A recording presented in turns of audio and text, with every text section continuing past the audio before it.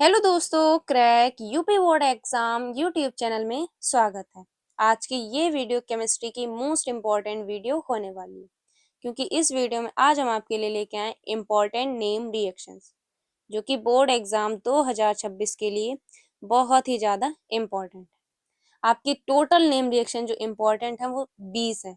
तो अगर आप ये 20 नेम रिएक्शन तैयार कर लेते हो, जो हम आपको वीडियो में करवा देंगे, ठीक है। आज आज की इस वीडियो में 9 से 10 आपको नेम रिएक्शन कंप्लीट करवा देंगे, ठीक है। अगली जो पार्ट 2 वीडियो आएगी उसमें आपकी बाकी 10 बची हुई नेम रिएक्शंस कंप्लीट करवा देंगे, ठीक है। तो आज का ये पार्ट 1 आपको पूरा देखना है, बिल्कुल वीडियो को स्किप नहीं करना, क्योंकि नेम रिएक्शन जो आपकी बोर्ड एग्जाम में आती हैं 10 से 15 नंबर में नेम रिएक्शन आपकी पूछी जाती है, ठीक है। 10 नंबर की तो आती ही आती है नेम रिएक्शन, ठीक है। तो इनको आपको बिल्कुल भी नहीं छोड़ना है, तो वीडियो को बिल्कुल भी स्किप नहीं करना। और जो पार्ट 2 आएगा वो आपका 1 या 2 दिन में अपलोड हो जाएगा। 1 फरवरी तक आपका पार्ट 2 भी नेम रिएक्शन का अपलोड हो जाएगा, ठीक है। तो चलिए बिना देरी करे वीडियो को स्टार्ट करते हैं। वीडियो को पहली बार देख रहे हो तो चैनल को सब्सक्राइब करके नोटिफिकेशन बेल को ऑन कर लीजिए। अगर आपको किसी भी टॉपिक पर कुछ भी टॉपिक आपको वीडियो चाहिए किसी भी टॉपिक पर, तो आप कमेंट बॉक्स में कमेंट कर सकते हैं, उस पर आपको वीडियो जल्द ही अपलोड करवा दी जाएगी, ठीक है। जिसमें भी आपको कंफ्यूजन है, न्यूमेरिकल रिएक्शंस या थ्योरी वाले क्वेश्चन चाहिए, जो भी चाहिए कमेंट बॉक्स में बता दीजिए, उस पर आपकी जल्द ही वीडियो अपलोड मिल जाएगी, ठीक है।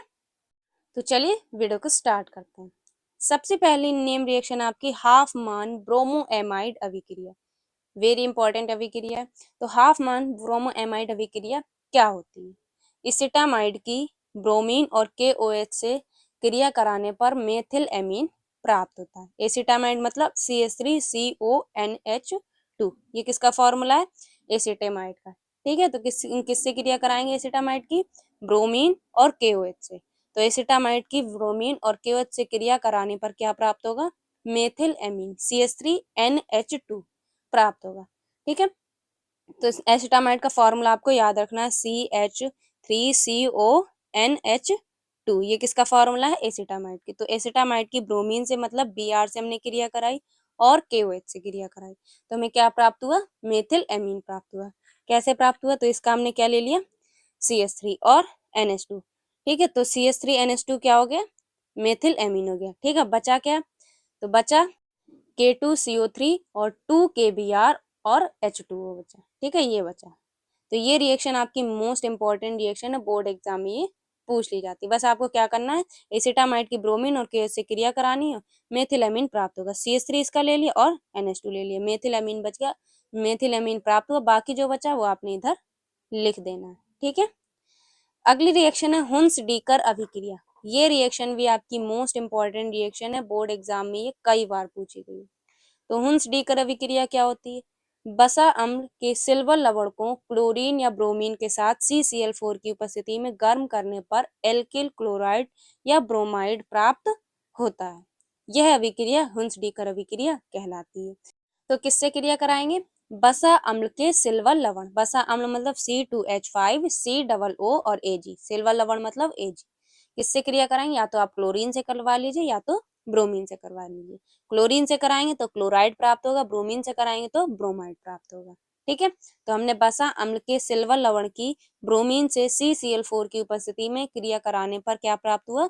ब्रोमाइड प्राप्त हुआ, और जो बचा वो हमने लिख दिया, ठीक है। तो कैसे प्राप्त हुआ?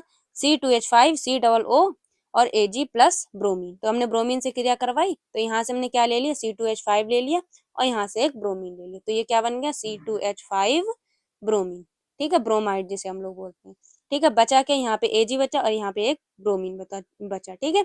तो AgBr बचा, उसके बाद यहाँ पे COO है, तो यहाँ पे क्या हो गया? C2O बच गया, ठीक है। यही आपकी हुंस डीकर अभिक्रिया है, मोस्ट इंपॉर्टेंट रिएक्शन, इसे आपको जरूर से जरूर तैयार कर लेना। बाकी ये वीडियो में जितनी भी रिएक्शंस करवाएंगे मोस्ट इंपॉर्टेंट रिएक्शन है, बोर्ड एग्जाम में ये पूछी जाती है। इस बात की गारंटी, अगर आप ये 20 रिएक्शंस तैयार कर लेते हैं, इसके बाहर नेम रिएक्शन से तो क्वेश्चन नहीं बनना, क्योंकि जो भी क्वेश्चन नेम रिएक्शन से बनेगा इसके बाहर तो नहीं बनना, क्योंकि ये सारी नेम रिएक्शन बोर्ड परीक्षा में पूछी गई हैं और रिपीट हुई, ठीक है।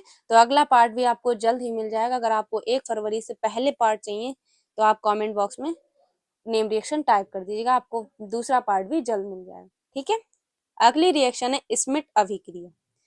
स्मिथ अभिक्रिया क्या होती है? तो इस अभिक्रिया में एसिटिक अम्ल की हाइड्रोजोइक अम्ल से क्रिया कराने पर मेथिल एमीन प्राप्त होता है।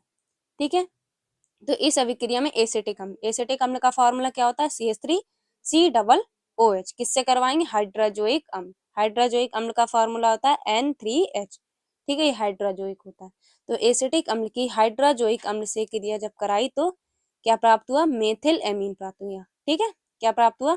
मेथिल एमीन प्राप्त हुआ। ठीक है, CH3NH2, यहाँ पे 3 नहीं होगा, NH2, क्योंकि एमीन का फॉर्मूला होता है CH3NH2, एमीन का फॉर्मूला होता है NH2 और मेथिल CH3। ठीक है, तो क्या प्राप्त होगा? मेथिल एमीन प्राप्त होगा। और बचेगा क्या?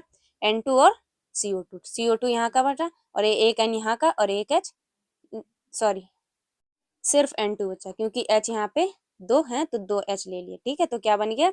NH2 एमीन बच गया, बन गया। ठीक है, यहाँ पे एक N ले लिया था तो 2 N बचे, तो N2 का N2 और CO2।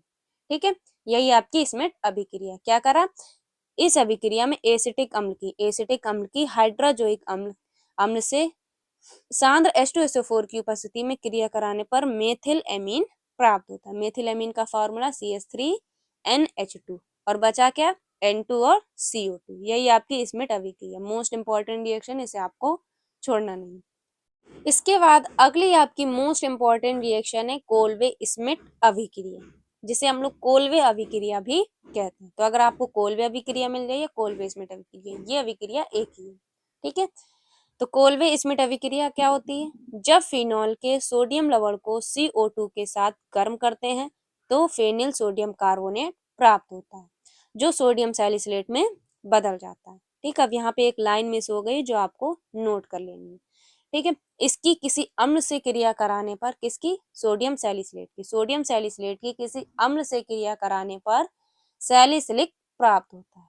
ठीक है, ये लाइन आप यहाँ पर लिख लीजिएगा, उसके बाद लिखिएगा इस क्रिया को कोल्वे अभिक्रिया कहते हैं या कोल्वे स्मिथ अभिक्रिया कहते हैं। ठीक है, तो एक लाइन आप जरूर से जरूर लिख लीजिएगा। इसके बाद जो सोडियम सैलिसिलेट में बदल जाता है, फिर उसके बाद लाइन लिखिएगा इसकी किसी अम्ल से क्रिया कराने पर सैलिसिलिक प्राप्त होता है। ठीक है, सैलिसिलिक अम्ल प्राप्त होता है। ठीक है, तो ये लाइन आप लिख लीजिएगा, भूल गए थे। इसके बाद लिखिएगा किससे कराएंगे? फिनॉल के सोडियम लवण। तो फिनॉल के सोडियम लवण यहाँ पे Na आएगा, ना कि OH। ठीक है, C इस टाइप से ये बनेगा, यहाँ पर लगा होगा ON। ठीक है, तो ये क्या कहलाएगा? सोडियम लवण। किसका? फिनॉल का। फिनॉल का सोडियम लवण किससे क्रिया कराएंगे? CO2 से। जब फिनॉल के सोडियम लवण को CO2 के साथ गर्म करते हैं, CO2 के साथ गर्म करते हैं। ठीक है, कितने कितने ताप पर? 125 डिग्री सेल्सियस ताप पर और 4 से 5 ATM दाब पर। ठीक है, तो किसमें बदल जाता है? तो ये तो फेनिल सोडियम कार्बोनेट प्राप्त होता है, जो सोडियम सैलिसिलेट में बदल जाता है। किसमें बदल जाता है? सोडियम सैलिसिलेट में बदल जाता है। अब यहाँ पे क्या था? 2ONA था। ठीक है, यहाँ का क्या हो गया? COO यहाँ पे आ गया, तो ये क्या हो गया? फेनिल सोडियम कार्बोनेट बन गया। ठीक है, अब ये किस में बदल जाएगा? ये बदल जाएगा सोडियम सैलिसिलेट में। ठीक है, जिसकी हम किससे? किसी अम्ल से। ठीक है, किसी अम्ल से, तो हमने क्या ले लिया? तनु HCl और NaCl ले लिया। किसी अम्ल से जब हम इसकी क्रिया कराएंगे तो क्या प्राप्त होगा? सैलिसिलिक अम्ल प्राप्त होगा। ठीक है, यहाँ पे जो हमने लाइन नहीं लिखी वही लिख लीजिएगा कि इसकी किसी अम्ल, तनु HCl और NaCl हमने ले लिया, तो इसकी किसी अम्ल से क्रिया कराएंगे तो क्या प्राप्त होगा? सैलिसिलिक अम्ल प्राप्त होगा। ठीक है, यही आपकी कोल्वे स्मिथ अभिक्रिया, जिसे हम लोग कोल्वे अभिक्रिया भी कहते हैं। ठीक है, तो ये रिएक्शन भी आपकी मोस्ट इंपॉर्टेंट रिएक्शन है, 2 नंबर में ये पूछ ली जाती है। इसके बाद अगली रिएक्शन है हेलोफॉर्म अभिक्रिया। मोस्ट इंपॉर्टेंट ये अभिक्रिया है, हर साल बोर्ड परीक्षा में ये अभिक्रिया आपको देखने को मिलेगी क्योंकि ये लगातार बोर्ड परीक्षा में पूछी। हेलोफॉर्म अभिक्रिया क्या होती है? एथिल अल्कोहल और एसिटाल्डिहाइड तथा एसीटोन को आयोडीन तथा क्षार से क्रिया कराने पर पीले रंग का आयोडोफॉर्म प्राप्त होता है। ठीक है, इसकी चाहे तो एथिल अल्कोहल से करवा लीजिए या एसिटाल्डिहाइड या एसीटोन, किसी से भी आयोडीन तथा क्षार से जब क्रिया कराएंगे तो पीले रंग का आयोडोफॉर्म प्राप्त होगा। तो हमने किससे करवाई? हमने करवाई है एथिल अल्कोहल से। ठीक, आप चाहे एसिटाल्डिहाइड से भी करवा सकते हैं, एसीटोन से भी करवा सकते हैं। ठीक है, तो हमने एथिल अल्कोहल की किससे क्रिया कराई? आयोडीन और क्षार से। ठीक है, तो आयोडीन 4I2, आयोडीन को किससे लिखते हैं? I से। ठीक है। तो आयोडीन और क्षार से क्रिया कराई, क्षार हमने क्या ले लिया, NaOH। ठीक है। तो एथिल अल्कोहल की आयोडीन और क्षार से क्रिया कराने पर पीले रंग का आयोडोफॉर्म प्राप्त होता है। ठीक है। आयोडोफॉर्म का फॉर्मूला क्या होता है, CHI3। ये क्या है, आयोडोफॉर्म। तो पीले रंग का आयोडोफॉर्म प्राप्त होता है और क्या बचता है, सोडियम फॉर्मेट बचता है और सोडियम आयोडाइड बचता है और जल बचता है। ठीक है। यही आपकी हेलोफॉर्म अभिक्रिया है। अब हमने इसमें एथिल अल्कोहल से करवाया, आप एसिटाल्डिहाइड से भी करवा सकते हैं, एसीटोन से भी करवा सकते हैं। प्राप्त क्या होगा, पीले रंग का आयोडोफॉर्म ही प्राप्त होगा। ठीक है। तो याद रखिएगा, एथिल अल्कोहल से भी करवा सकते हैं, एसिटाल्डिहाइड से भी करवा सकते हैं और एसीटोन से भी करवा सकते हैं। तो ये रिएक्शन आपकी इंपॉर्टेंट रिएक्शन है, इसे आपको जरूर से जरूर तैयार कर लेना। अगली आपकी रिएक्शन है एल्डोल संघनन। एल्डोल संघनन अभिक्रिया क्या होती है, तो ऐसे एल्डिहाइड तथा कीटोन जिसमें अल्फा हाइड्रोजन उपस्थित हो तनु विलयन या तनु क्षार की उपस्थिति में संघनित होकर एल्डोल बनाते हो, उसे एल्डोल संघनन कहते हैं। अब इसमें ऐसे एल्डिहाइड तथा ऐसे कीटोन चाहिए जिसमें अल्फा हाइड्रोजन हो। अब अल्फा हाइड्रोजन क्या होते हैं, तो अल्फा हाइड्रोजन वो होते हैं जिनके पास कार्बन, और जिनके पास अल्फा हाइड्रोजन नहीं होते हैं वो यौगिक कौन से कहलाते हैं, तो जैसे जे है HCHO, इनके पास अल्फा हाइड्रोजन नहीं है। H से पहले क्या नहीं है, कार्बन नहीं है, तो कार्बन नहीं है तो इनके पास अल्फा हाइड्रोजन नहीं। अब इसमें क्या करना है, ऐसे एल्डिहाइड तथा ऐसे कीटोन जिनके पास अल्फा हाइड्रोजन उपस्थित हो। ठीक है। तो यहाँ हमने ले लिया CH3CHO। अब यहाँ पे कार्बन से पहले क्या है, कार्बन उपस्थित है, सॉरी हाइड्रोजन से पहले क्या उपस्थित है, कार्बन उपस्थित है। तो हाइड्रोजन से पहले अगर C मतलब कार्बन हो तो उनके पास अल्फा हाइड्रोजन होंगे। अगर हाइड्रोजन से पहले कार्बन उपस्थित नहीं है तो इनके पास अल्फा हाइड्रोजन नहीं हो। ठीक है। जैसे हमने ले लिया HCHO, इसके पहले कार्बन नहीं है तो इनके पास अल्फा हाइड्रोजन नहीं होगा। ठीक है, समझ गए। तो ऐसे एल्डिहाइड लेंगे तथा ऐसे कीटोन जिनके पास अल्फा हाइड्रोजन उपस्थित हो, जिसकी हम तनु अम्ल और तनु क्षार की उपस्थिति में संघनित होकर क्या बनाते हैं, एल्डोल बनाते हैं। ठीक है। अब क्या कराएंगे, एल्डिहाइड के हम दो अणु लेंगे। तो एल्डिहाइड जिनके पास CHO उपस्थित हो वो क्या होते हैं, एल्डिहाइड समूह होते हैं। ठीक है। तो एल्डिहाइड के दो अणु लेंगे, CH3CHO CH3CHO। इसे हमने कैसे ले रखा है, इसे हमने लिख रखा है HCH2CHO। ठीक है, ये है CH3। ठीक है, यहाँ पे एक कार्बन चला जाएगा तो CH3CH हो जाए, तो आप डायरेक्ट लिख लीजिए CH3CH3। CH3CH3 की किससे क्रिया करवाएंगे, किसकी उपस्थिति में, तनु अम्ल या तनु क्षार। तो हमने क्या ले लिया, क्षार ले लिया, तो NaOH हमने ले लिया और इसकी उपस्थिति में जब कराएंगे तो ये संघनित होकर एल्डोल बनाएंगे। अब ये एल्डोल कैसे बना, तो यहाँ पर हमने क्या ले लिया, CH3 का CH3। ठीक है, उसके बाद सिंगल बॉन्ड, फिर CH आ गया, उसके बाद O और H। तो हमने यहाँ से क्या ले लिया, एक इसका O ले लिया और यहाँ पे तभी हमने इस टाइप से लिखा, यहाँ से OH आ जाएंगे तो यहाँ पे क्या हो जाएगा, OH हो जाएगा। ठीक है। इसके बाद यहाँ पर CH2 लिखा है तो यहाँ पर CH2 और CHO का CHO, इसलिए हमने इस टाइप से लिखा था जिससे कि आपको अच्छे से समझ में आ जाए। तो ये हमें क्या प्राप्त हुआ, एल्डोल प्राप्त हुआ। ठीक है। अगर हम लिख देते डायरेक्टली CH3CHO तो आपको समझ में नहीं आता, तो हमने एक इसका हाइड्रोजन का अणु यहाँ लिख दिया, तो एक O इसका ले लिया और एक H इसका ले लिया, तो यहाँ पे क्या हो गया, OH हो गया। ठीक है, यही क्या प्राप्त हुआ, हमें एल्डोल प्राप्त हुआ। इस अभिक्रिया को एल्डोल संघनन कहते हैं। ठीक है। अगली आपकी रिएक्शन है एस्टरीकरण। एस्टरीकरण अभिक्रिया भी मोस्ट इंपॉर्टेंट। सांद्र सल्फ्यूरिक अम्ल या शुष्क HCl की उपस्थिति में जब कार्बोक्सिलिक अम्ल का अल्कोहल के साथ गर्म करते हैं तो एस्टर प्राप्त होता है। इस अभिक्रिया को एस्टरीकरण अभिक्रिया कहते हैं। ठीक है। तो किससे करवाएंगे, सांद्र सल्फ्यूरिक अम्ल या शुष्क HCl की उपस्थिति में। तो सांद्र सल्फ्यूरिक अम्ल और HCl की उपस्थिति में गर्म करेंगे। ठीक है। और जब कार्बोक्सिलिक अम्ल, तो ये क्या है, कार्बोक्सिलिक अम्ल, कार्बोक्सिलिक अम्ल को किसके साथ, कार्बोक्सिलिक अम्ल की जब हम क्रिया अल्कोहल के साथ करवाएंगे तो हमें एस्टर प्राप्त होगा। ठीक है। तो यहाँ पे कार्बोक्सिलिक अम्ल का फॉर्मूला क्या होता है, CH3CHO। ठीक है, इसी को हम लोग एसिटिक अम्ल भी कहते हैं।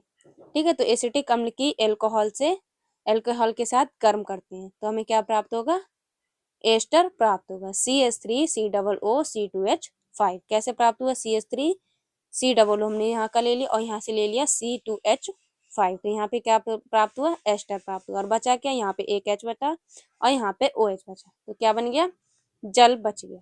ठीक है। तो ये अभिक्रिया की मोस्ट इंपॉर्टेंट अभिक्रिया। कुछ नहीं किया, शांत सल्फ्यूरिक अम्ल और शुष्क HCl की उपस्थिति में कार्बोक्सिलिक अम्ल, जिसे हम लोग एसिटिक अम्ल भी कहते हैं, कार्बोक्सिलिक अम्ल को एथिल अल्कोहल के साथ गर्म करते हैं तो एस्टर प्राप्त होता है। इस अभिक्रिया को एस्टरीकरण अभिक्रिया कहते हैं। ठीक है, तो ये मोस्ट इंपॉर्टेंट रिएक्शन है।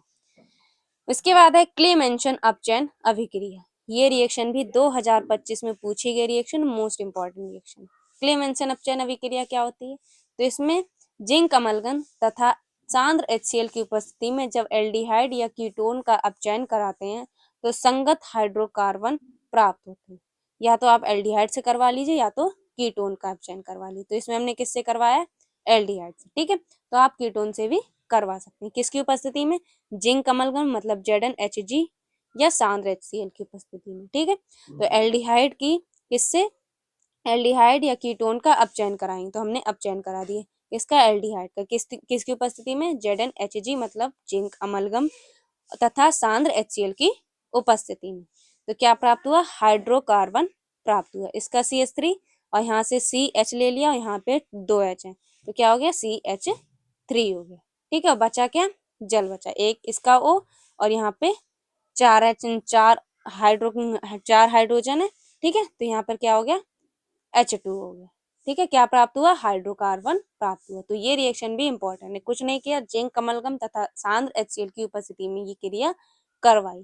तो हमने एल्डिहाइड का अपचयन किसकी उपस्थिति में कराया? जिंक अमलगम तथा सांद्र HCl की उपस्थिति में करवाया। तो क्या प्राप्त हुआ? CH3 मतलब हाइड्रोकार्बन प्राप्त हुआ। ठीक है, तो ये रिएक्शन भी आपकी मोस्ट इंपॉर्टेंट रिएक्शन है, बोर्ड एग्जाम में ये पूछ ली जाती है। और ये रिएक्शन एक और टाइप से होती है, अगर आपको ये नहीं आती हो तो दूसरी भी आप कर सकते हैं। ठीक है, वो कैसे करेंगे चलिए देखते हैं। तो कीटोन से भी एक बार हम लोग करके देख लेते हैं। कीटोन का फॉर्मूला क्या होता है? CH3CO। CH3 से किससे क्रिया करवाएंगे? अपचयन। ठीक है, अपचयन करवाएंगे, तो हमने क्या करवा दिया? अपचयन करवा दिया। तो क्या प्राप्त होगा? किसकी उपस्थिति में कराएंगे? जिंक अमलगम और सांद्र HCl की उपस्थिति में करवाएंगे। तो क्या प्राप्त होगा? हाइड्रोकार्बन प्राप्त होगा। यहाँ से हमने क्या ले लिया? CH3 ले लिया। ठीक है, यहाँ से CH3 ले लिया। यहाँ पे कितने हाइड्रोजन है? 4 हाइड्रोजन। ठीक है, तो यहाँ से हमने C ले लिया और यहाँ से कितने? 2 हाइड्रोजन हमने ले लिए। तो यहाँ पर बन जाएगा CH3 single bond CH2 single bond CH3। इसी को हम लोग एल्केन या हाइड्रोकार्बन कहते हैं। ठीक है, इसे हम लोग एल्केन या हाइड्रोकार्बन भी कहते हैं। तो आप कीटोन से भी करवा सकते हैं और एल्डिहाइड से भी करवा सकते हैं। ठीक है, सेम आपको एल्केन या हाइड्रोकार्बन प्राप्त होगा। तो ये रिएक्शन भी आपकी मोस्ट इंपॉर्टेंट रिएक्शन है, बोर्ड एग्जाम में कई बार पूछी गई है। ठीक है, अगली रिएक्शन है आपकी युग्मन अभिक्रिया। ये रिएक्शन भी मोस्ट इंपॉर्टेंट रिएक्शन है।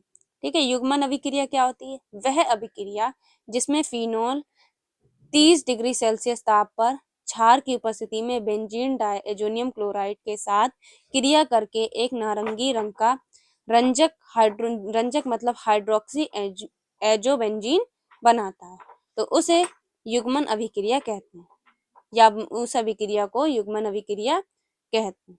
ठीक है, फिनोल का स्ट्रक्चर क्या होता है? कुछ इस टाइप से बनता है। ठीक है, इस टाइप से बनता है। ऊपर क्या लगा होता है? OH लगा होता है और हर एक इस पर क्या पाए जाते हैं? हाइड्रोजन पाए जाते हैं। तो यहाँ क्या करेंगे? हम हाइड्रोजन इसका ले लेंगे क्योंकि यहाँ पे हाइड्रोजन की जरूरत है, तो इसे हम खोल के लिखेंगे।